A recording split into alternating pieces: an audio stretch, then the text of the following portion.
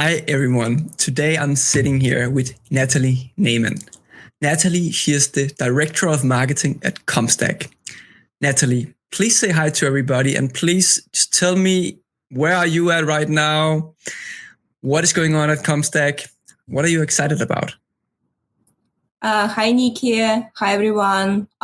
Nikki, thank you so much for having me here. It's a pleasure. Thanks a lot for inviting me. I'm excited for this talk. So, as Nikki said, I'm Nathalie. I work at CompStak. I started there 2 years ago. It has been a crazy ride. I joined them as a marketing director, and then I joined them actually as a marketing manager, and then they promoted me to marketing director in 3 months. And recently they promoted me again to director of marketing strategy. Wow. So they have 3 very distinct platform for three distinct audiences. There's a lot of personas to figure out. There is a lot of marketing plans to write. There is a lot of strategies to figure out. The team is very lean, so we're very scrappy and trying to be as scrappy as we possibly can. And I've been enjoying this a lot. Nice. So, and thank you so much for the short introduction. I just want to say hi to the people who is listening in live now. So currently people are just tuning in now, and to the people who are sitting out there listening in, if you have any questions for Nathalie about CompStak, about her career or growth in general, please feel free to say hi in the chat.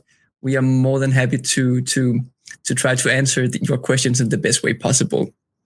So Nathalie, you said something about kind of running lean and keeping it scrappy. Can you tell us more about why is that important within a startup? Just like in general. Yeah, I see. Well, I believe it's very important because you really don't want to silo functions, right? For certain things to work, for example, to achieve growth, to work on your conversion optimization, to work on your brand efforts, you really can't take a department and say, okay, this department is running with this and everybody else does not have a say in that. Then within the department, if you start, dividing the department into different, functions and say, okay, we're going to have a CMO, then we're going to have different VPs of marketing, and then we're going to have a lot of people under these divisions, who's going to be responsible for what, and most importantly, how these cross-functional efforts such as growth will work. So we are fairly flat, and I believe this is what enables us to achieve our, growth aspirational goals. For example, I believe that I work with our VP of product, Meyer Danzig, more closely than with my marketing peers right now, because we have been working on this, SEO project together. It's very exciting. This is how maintaining this flatness of organization really, is helping us to make sure that, we work, widely, not that there is certain breadth within the organization, and that really helps us to achieve certain goals. Oh, nice. And just for the audience to kind of get to know about CompStak. So as far as I have seen and read on LinkedIn and multiple sources, so CompStak is the world's leading provider of crowdsourced commercial real estate transaction pricing data. And you can basically use that to get timely analyst-reviewed commercial lease comps, sales comps, and property details. Is that correct? Yes, that's correct. Okay. And what you talk about right now is that currently you're working a lot with the director of product or the product manager or the products. Yeah. Yeah. And can you tell us a little bit more about why is that relationship important, is there anything particular that you have to take in mind when you are kind of working with the product team in regards to working in silos in the marketing department? Mm-hmm. Well, I think it's mostly taken into consideration there are different way of thinking and different way for, problem solving. You need to understand just because you brought certain arguments to the table They might work well within the marketing realm. You might persuade your CEO, but the product team measures effectiveness, impact, effort levels differently. So you really need to make sure that you're translating what you're proposing and, like the risks and the benefits associated with them to, like their realm and their language. Mm-hmm. And I know currently you're going through this program at Reforge called the Growth Series. Yeah. And kind of one of the you can say the challenges between the product teams and the marketing and the growth team is that marketing and sales teams often just want more features, or they have heard from a customer out there that they need this particular feature, and then sales would just go through the roofs and kind of take off. And it's an internal battle that I guess everybody have. And so again, how are you juggling that thing when somebody is saying we need this, customers are saying if just we had this, then I would buy. How are you kind of taking that approach and that lead in regards to the strategy and kind of tapping into product as well? Got it.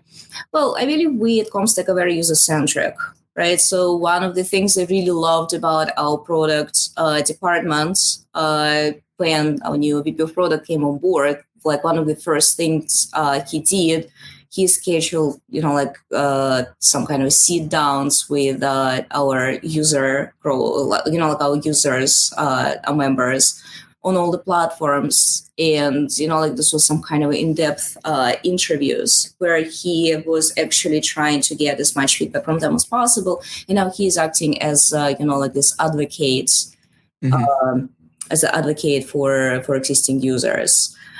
So this is where product is probably I would say it's leading the charge for CompStak, and marketing is supporting the efforts. So they're coming up with new features based on carefully selected feedback from the users. They're prioritizing this, they're building this, and then marketing comes in to help promote it and position it to make sure that members really understand it and what the best way is for them to, to take advantage of this feature. Then we together measure the impact and we see if people are actually using this or not. So the measurement, and learning, that's a little more of a collective effort there. Yeah. So when you are kind of gathering all this feedback and you are in charge of the strategy, right? And the marketing and the growth strategy as I hear it.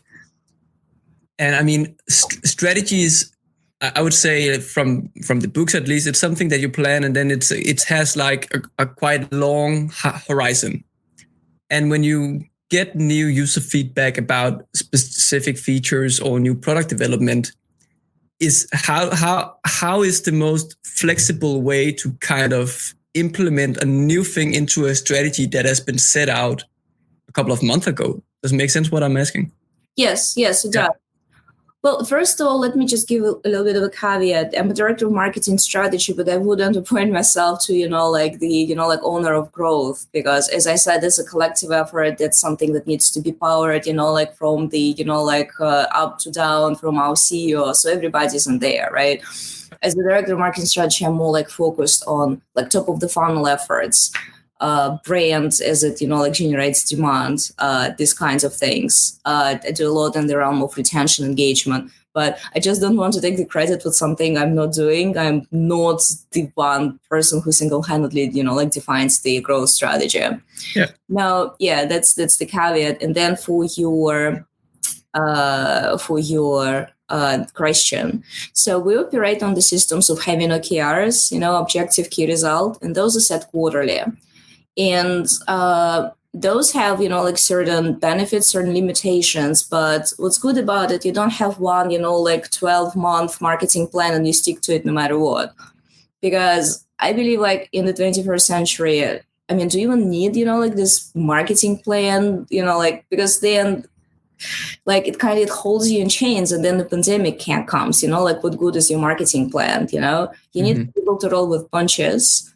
So with OKRs, at least you're being locked for a certain thing for a period of a quarter. That's first. And second, we always leave some room for, what we call formally experiments, experimentation. But that's always in there. Try to find different channels, try to optimize this, try to see and go and score a different part and see what's going to happen. And then if instead of trying to test a new channel, I end up going and partnering with some people to write articles about us, that's also totally fine. Come in and say, hey, do you remember about this OKR to find at least 2 new channels? This did not happen, but instead we did this because we found that there was an opening, there was an opportunity, so we went for it. Okay. Well, I mean, it's not only OKR, it's also the organization being flexible. I believe we're very good with rolling with punches. So we don't have this, hey, but we have a plan, come back, in 12 months with this initiative. We don't do that. We see an opening, we run quick, benefit cost analysis, we see the impact and the effort and the impact, and then we just go for it. Yeah, cool. I would just want to say hello to Penkai Kumar, who is sitting out there. He is wishing us a good evening. So good evening to you as well, Penkai.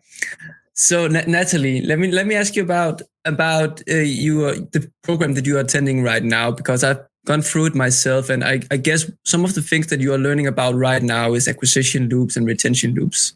Is that Yes. And kind of, is this something new to you at CompStak, or is it something that you already implemented beforehand? Well, it's a tough question, because whenever you go to, attend your program, right, it's always easy to say, what, deep in my mind, I always knew it, but it's unfair because maybe you knew it all along deep in your mind, but guess what, maybe you didn't, maybe you just, kidding yourself. I would say that CompStak is probably a very good position, very well positioned for this whole, loop concept, because we have the network events, and we have this, natural, organic, loop, something that keeps on giving, some kind of a positive catch-22. Mm-hmm. I see that, how to say, this is how the system is actually work. Now, I don't think before Reforge, somebody actually put it into, actually structured that. So we did create some kind of a loop, I guess, before Reforge. Mm-hmm. I don't think it was, immaculate. I think that we made a lot of mistakes along the way. So I'm really looking forward to fixing it and say, hey, do you remember where, things went wrong? That's because we should have been doing this and this, because this is how loops work. Mm-hmm. I don't know. Does it make sense? Yeah, it definitely makes sense. Can you? I read on your LinkedIn that you have kind of.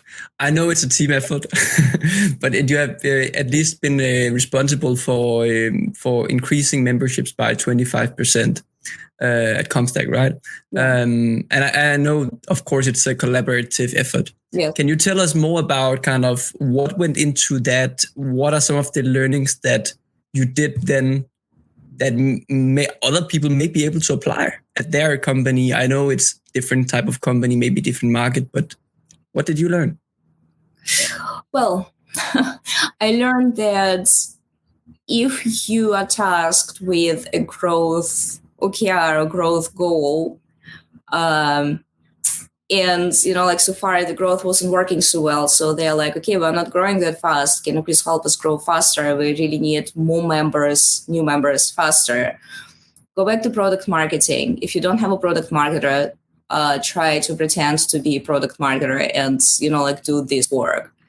My work has been numbers, right? So we wanted 2,000 new members, 3,000 new members. The other givens, the other factors were given, they were the same. We have the list that we have the list. We have the CPA, target CPA, it's a certain amount of money. I can't say, okay, I want to double it.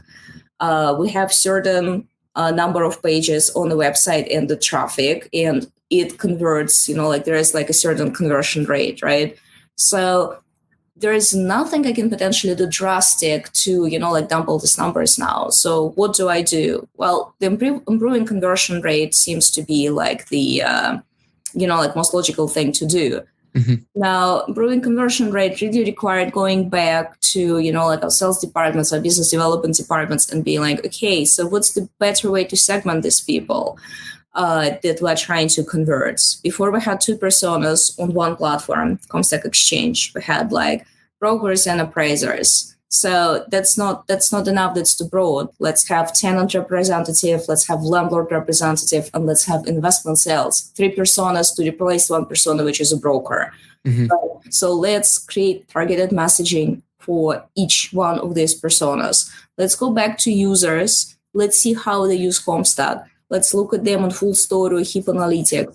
We'll realize that tenant reps and learner reps, they are nothing the same. So why do we have like the same landing page for them? Can you take us into the engine room here? So when you were looking at heap analytics, what kind of hypotheses that you had beforehand? What kind of data were you looking for if you knew beforehand? Got it. Well, so when I just started looking at heap analytics, I had 2 questions, and big kudos for our product team for helping me out with how to figure it out. So the first one was the stickiness factor, right? So usage of what feature or what thing on the platform increases the odds of somebody to, to be retained as a user. Yeah. Now, first we had some hypotheses, right? You can't just like come in and start testing 1,000 features, but we have a guess of what the key features might increase the stickiness. So, and one of these hypotheses checked out. So we really started pushing this feature. We started offering incentive for people in exchange of using this feature. And incentive, it wasn't financial. It wasn't like credits that they need to spend on the platform. So like we were trying to increase the usage here and increase the usage in terms of volume. So, okay, like have credits when you spend them.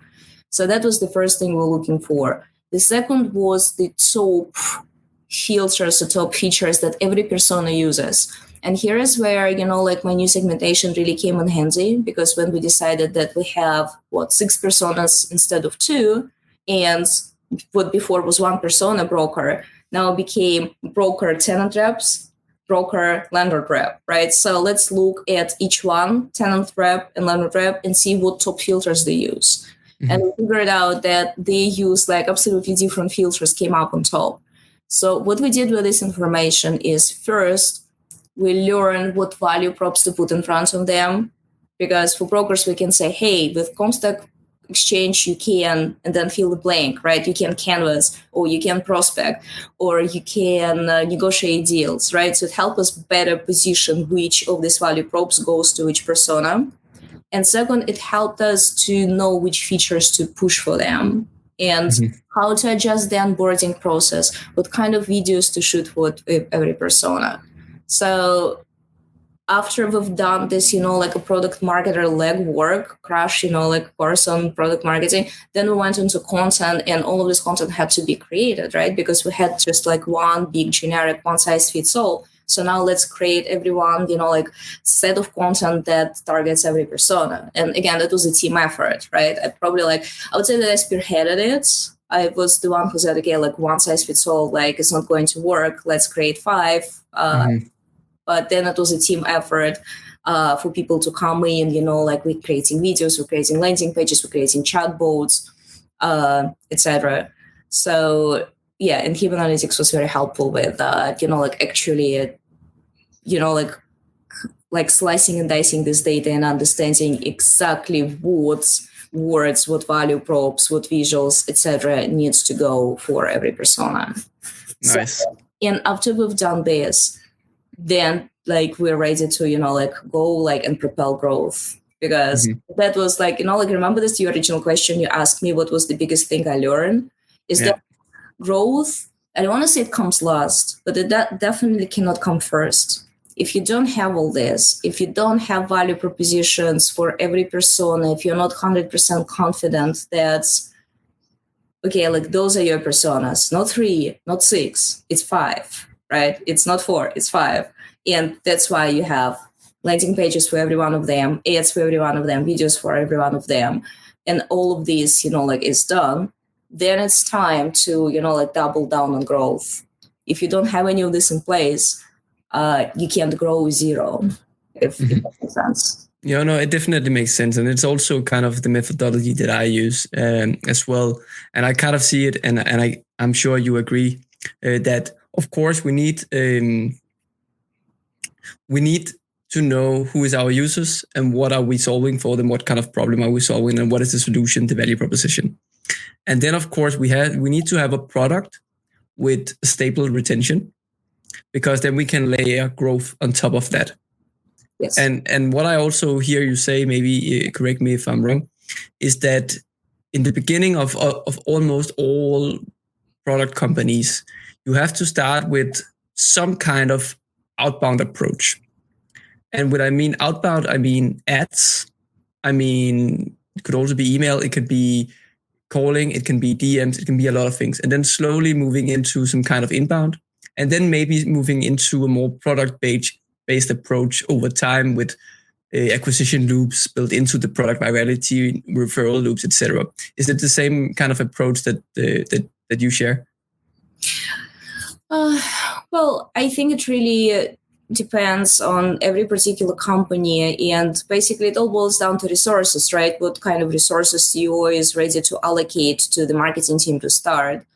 But I agree with you that, like in the beginning, you just hear, you're living proof of concept, right?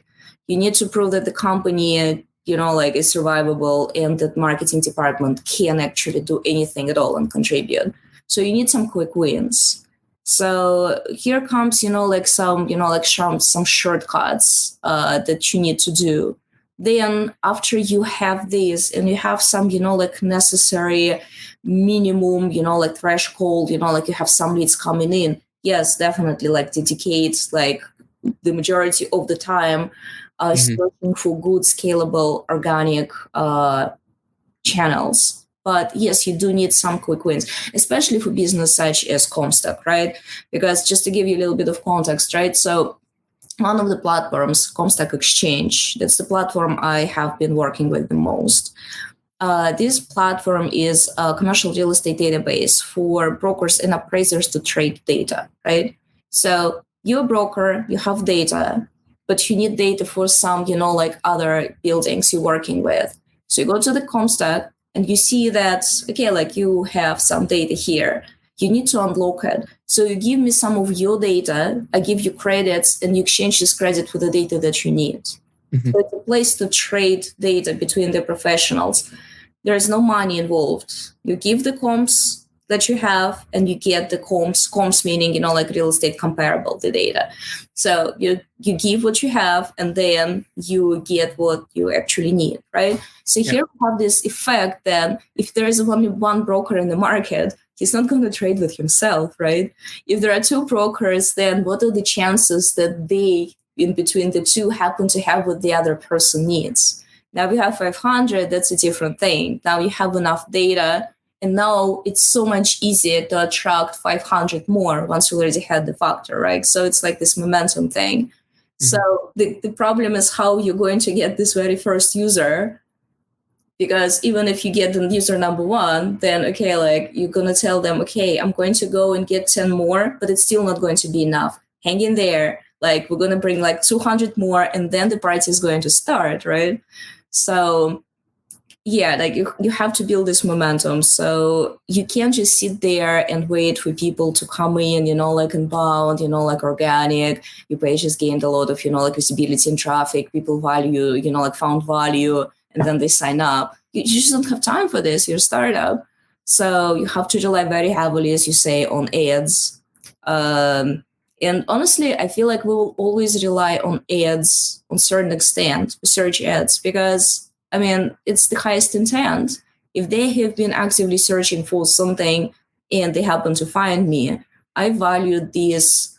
It's not the correct way to say it. I would say that my hypothesis is that I should probably value this person a little bit more than a person who came in because I reached out via email, or because, it was just there, so they thought, why not? The intent is the highest when they click on search ad. So this one will never go away. Yeah, no, it makes sense. Nathalie, we have a question here. So yeah, I don't know if you can see it on the screen, but do you from time to time see users take on more than one personas? Example given. Landing on several landing pages. If so, can or will it trigger changes to your personas? Let me see if I understand correctly. So basically, we're trying to see if some people are fluid, right? So maybe they are both, like they happen to be both broker and appraiser, or we just have one visitor and then we see that the path of this visitor is a little bit chaotic, like they go to one page, then another page, then another page, then another page, and they can't decide who they are. Is that the case? I think that's the question, yeah. So if you see that a user is coming in, and I know that you've been working a lot with attribution as well. So if a user is coming in through a particular source, let's say they search intently on Google for property comps, something like that, and they check out your website and they land on multiple pages. So they click around, they read everything for property owners, and they also read everything for, I don't know what the other persona could be, landlords, something like that. Maybe it's the same. And kind of the data is kind of mixed, I guess. And if so, can or will it trigger changes to your personas in general? I guess that's kind of the question, or maybe you understand it differently. Well, I think that's what you were saying, and I would say that the answer is no, not right now, because the person might be clicking on different landing pages, different ads, and consuming different content, input different personas, again, for several reasons. And we cannot completely rule out that it's just because the website is confusing. They just click because they really don't understand. And they're like, wow, what is this? What is this company? Okay, what about this page? What about that page, right? So can you even completely rule it out in any case? Like, I know I can't. So yeah, I mean, just going ahead and changing the persona, making assumptions that, okay, you know what, we thought appraisers are interested in this, but as a matter of fact, they're also interested in this and that. I wouldn't do it based on the visitor traffic. We would prefer to do it based on existing user traffic, like based on people who logged in, the existing members. So it's a little bit easier to track how they peruse the platform. With visitors, really, I mean, is there even such a thing as 100% optimized website? If not, then again, maybe they're searching something, they're not finding it, and maybe your navigation is bad. Maybe the name is bad. For example, we have a name that says enterprise. That's for particular personas. It's a different platform. It's for like lenders, bankers, investors, etc. Now, just because somebody clicked there doesn't mean they belong there. It might mean that they see enterprise word in the navigation, and they assume that just because they work for a big company, they belong there. For them, enterprise just spoke to, like the size of the organization. That's the only reason why they're there. Until we really know for sure, no, it doesn't, like trigger any changes to the persona. I also see something here. So please correct me if I'm wrong. So if you track particular users and you see that multiple users are clicking on multiple pages, then do you then categorize that particular users or those particular users as outside your persona? Or is it within another type of persona? Do you know what I mean? If they give multiple indicators for different things, do you then put it into, so this is from this persona, or do you even don't, or maybe you don't just don't care about that particular user because it's too confusing? I would say that right now we don't worry too much about it because we're about to have, like the chatbots going live. And once we'll have better way of qualifying these people and asking them questions like, who are you and why are you in here? Like choose between this, that. Then when we start collecting this data, that will be invaluable, I believe. Assuming that they are going to start, like interacting with these chatbots. Right now, we just, I guess we don't worry about it so much. Why? Because just because you came to the platform, you read several pages, then at the end you decided to submit a request to, to join CompStak. First, from what we learned, it doesn't necessarily mean you're even going to be fit, right? CompStak is created for a very specific audience. We have first audience, brokers, appraisers, we discussed with the exchange. Second, we have enterprise, we have bankers, investors, etc. Third, we have CompStak Prospect. This one is for sales professionals. They use this data like that we collected from brokers as buying indicators to prospects. That's actually very cool. But anyways, if you don't belong in any of these three groups, you will not get approved for membership in CompStak. Mm-hmm. And from what we learn is that since our audience is so narrow and commercial real estate is already narrow, field in itself, and now we go so much more narrow inside, there is still going to be a lot of traffic from individual property owners or from individual tenants, people who are interested in commercial real estate, from commercial real estate journalists, right? So at some point, we're trying to mitigate this traffic, but at the same time, they will come in, they will go on the, landing pages, they will submit requests. Unfortunately, they will get rejected. Okay. So that's why, we don't want to, really track this visitor data right now, simply because there is a lot of noise there. And the noise might potentially skew the data. That's why, again, as I said, the chatbots, I'm banking on them like hard.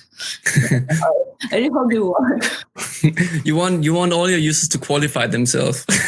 Yeah, come to the website, talk to my chatbot, please. Let me know, if it sounds silly or whatever. Oh, cool. So yeah, if anybody else out there have a last question for Nathalie, please feel free to put it in the comments. We'll be happy to answer the question. We are almost about to round off for now, but if you have one question and you are on the fence, please let us know. So Nathalie, so this podcast is called Out of Growth.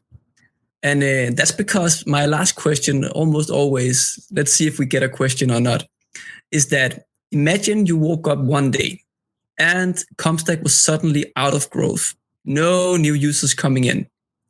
How would you react? What would you do? Okay, are we out of growth because we basically everybody who potentially could join us, or for whatever reason the the flow cut off? Yep. Okay, so people stopped signing up for CompStak. Yeah, imagine that one day you just woke up and you looked at Heap Analytics or Google Analytics or whatever analytics platform, and you could see no new users coming in. What's going on? Yeah, I had a similar, believe it or not, I had a very similar situation. And basically you start reverse engineering the problem, and my guess is the problem is probably with technology somewhere. So that will be my banking on it, simply because of the traffic patterns, right? Okay, so but let's say I don't know this yet, right? I'm going to go and I'm going to look at the patterns in Google Analytics and Heap and Full Story, right? What it would probably tell me, because I know that's the case, there is a very stable flow of organic traffic always coming in no matter what. Then I know that there is a certain stable flow of inbound leads, that would drive with, different channels. So a total 100% cutoff, I would probably hypothesize that, again, the problem is with the system. That happened to me once, and it was actually interesting. What happened is, how you append UTM parameters in a URL to, to track where the person comes from. Mm-hmm. So we have, this huge Google Ads campaign, and we appended our UTM parameters that we preferred manually. But then the Google ads that they decided to add their own automatically. Normally we had this feature disabled, but then all of a sudden it decides to add their thing. So we have a lot of double UTM parameters. And any person would just assume that what you're going to have is messed up analytics or mixed up attribution that, not the end of the world. But for whatever reason, this glitch sent our system into shock. And the system, I don't know, like I was referring to this as ate the people, but basically they disappeared into Bermuda Triangle. So I was looking at it in full story. It was the weirdest thing. They go, they fill out the form, they click on submit, they receive a thank you message. And then there's nothing on the back end. So they entered the place and they were never got outside, and they're not inside. And I showed it to our tech team and they were like, okay, that's really weird. And yes, they confirmed the system went into this glitch and it like literally ate like 200 of my inbound leads. No. Being the stubborn person that I am, I asked a couple of interns to help me, and we retrieved them all one by one by watching full story, writing down manually every email that has been put in. We retrieved most of them. But what I'm saying is that if something drastic like this happened, one day you wake up and all of a sudden this and that, that's a Jira ticket. It's not the marketing, that's a Jira ticket. Something is broken. Like have your tech department fix that. Most likely. Either this is broken or something is broken in your Google Ads, or either you broke something or the system is broken. But fix this one first, because this one is doable and it's the easiest. Run through, like all the diagnostic text first, and then move on to the, next hypothesis, which is probably okay, like apocalypse or in our case, that would be an apocalypse. Either this or that. Cool. Thank you so much. So, Nathalie, we are about to end the show today. It has been a deep honor and pleasure to having you on the show. Can you please share with our audience and people listening in today, how can people learn more about you, maybe CompStak? Is there anything else that you would like to share? Definitely keep in touch on LinkedIn. I'm Nathalie Nayman, as the screen says. LinkedIn, I read it like keeping in touch with fellow marketers. I'm a member of Growth Mentor community also. Check them out. They're very awesome, and they're so they're so hands-on. They're so friendly. They will talk to you. They will help you in any way. The founder 40 is absolutely great guy. So check out the Growth Mentor too. If you have any questions, reach out. I'll be glad to help in any way. Nice. So just for everyone to know, I will add the links to both Nathalie's LinkedIn in the show notes, and of course to Growth Mentor. I guess it's growthmentor.com, right? Yeah. So again, Nathalie, thank you so much for having me on, for being on the show today. It has been a deep pleasure. And for everyone, if you have more questions for Nathalie, please feel free to just keep commenting here on the show. I will try to bring them forward to Nathalie in a DM afterwards or something like that, so you can get all your questions answered. Thank you so much for everybody who's listening in today. And thank you, Nathalie. Thank you so much, Nick. It was a pleasure. Deep pleasure. Thank you. Thank you.